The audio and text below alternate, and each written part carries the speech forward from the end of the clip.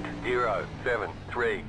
All right, let's take a look at that. So first lap qualifying, as for most road courses, make sure not to heat up your tires too much on your out lap. If you make like a big slide, that's going to hurt everything. So just be careful. Let me turn this down a little bit.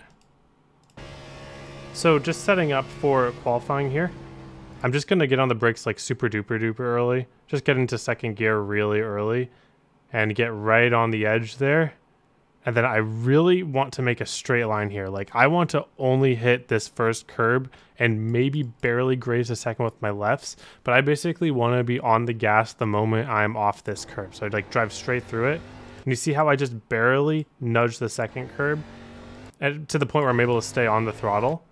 That's what you're looking for. If you have to get off the throttle hitting the second curb or something like that, or you have to like modulate your throttle and wheel so that you have to get over it, you shouldn't have to do that if you take enough of the first curb.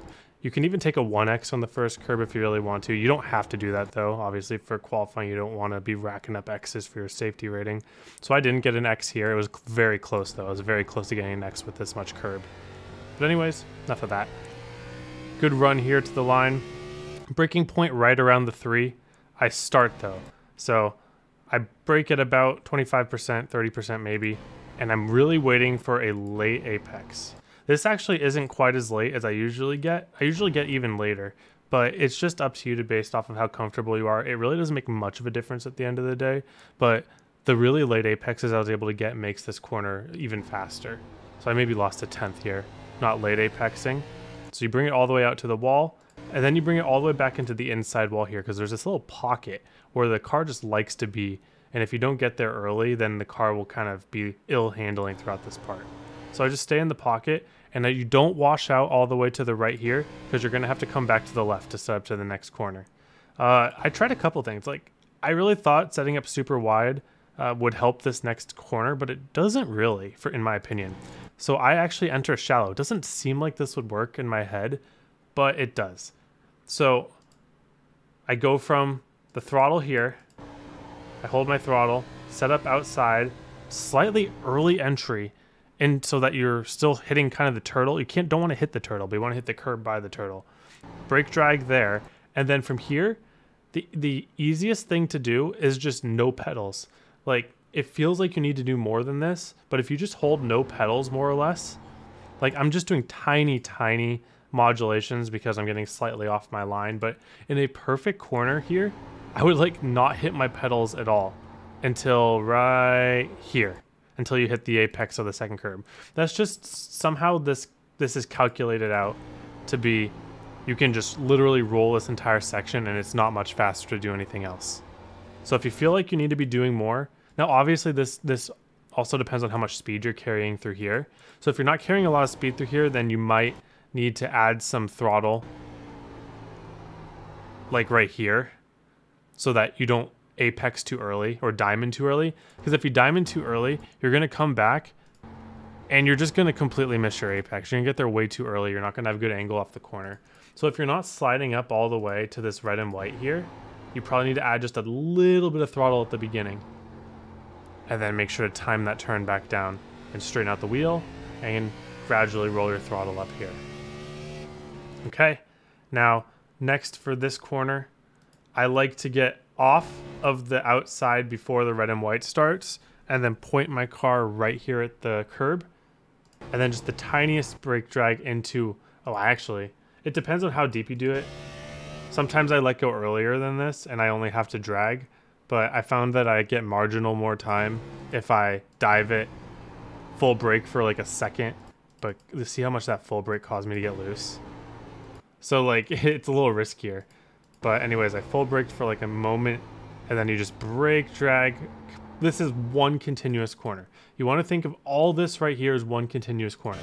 Turn right, apex 1, diamond out, apex 2. That's the best way to think about those series of corners.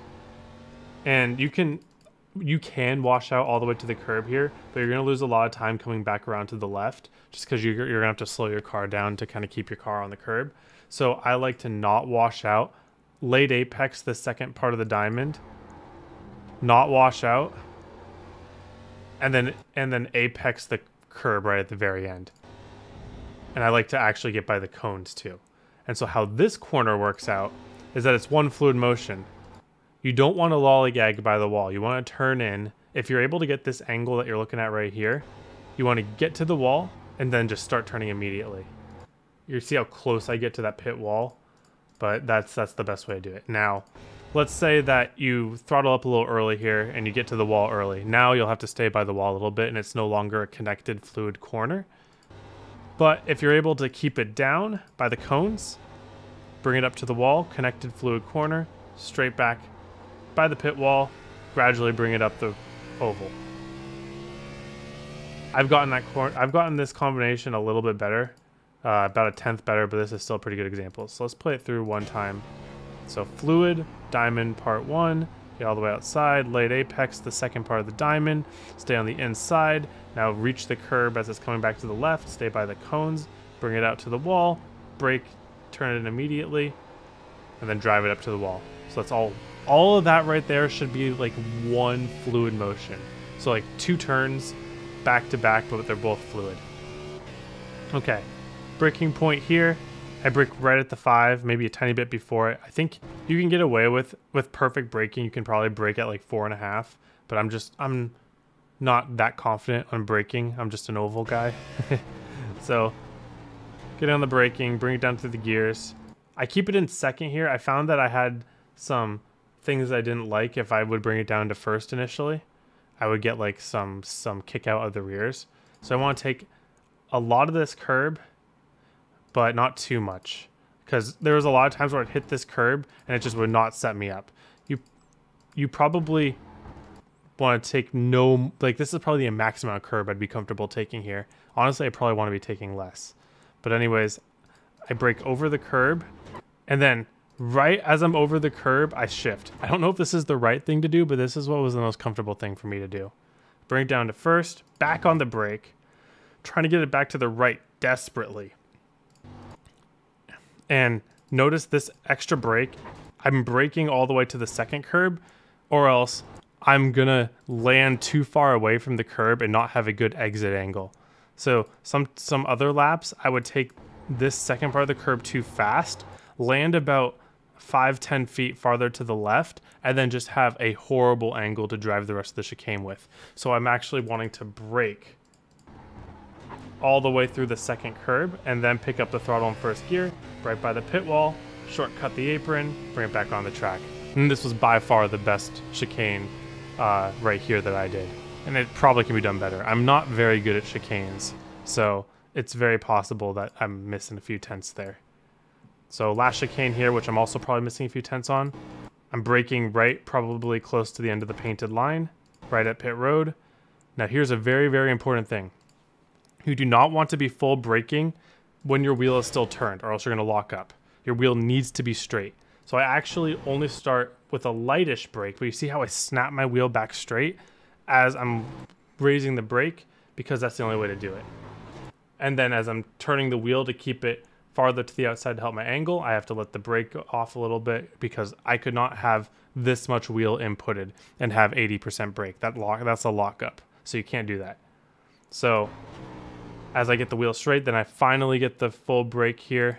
Some people even stay out farther here. They're able to kind of stay out even wider and then cut in at the last second.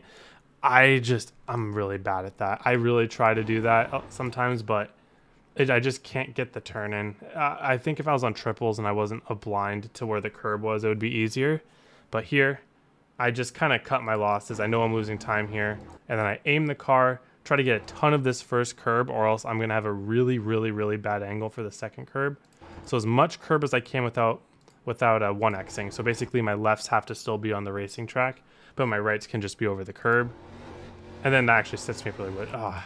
I had way more time here if I didn't turn as much wheel as I landed. Like, this set me up perfect right here. I should not have turned this much wheel. It should have been about half as much, and I would not have gotten this like loose moment right here. And this cost me probably a tenth, which is sad because I wanted the 121, but that's okay. This was good. So you see how I got loose there because I just had too much wheel over that. Let's take a look at that segment one more time. Early brake, stay far left, turn in, try to get a lot of curb there. and try to keep it straight over there. All right.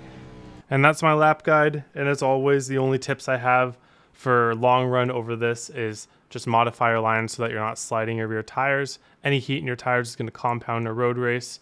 If you can keep your tires cool, your wear almost doesn't even matter. So just minimize those mistakes.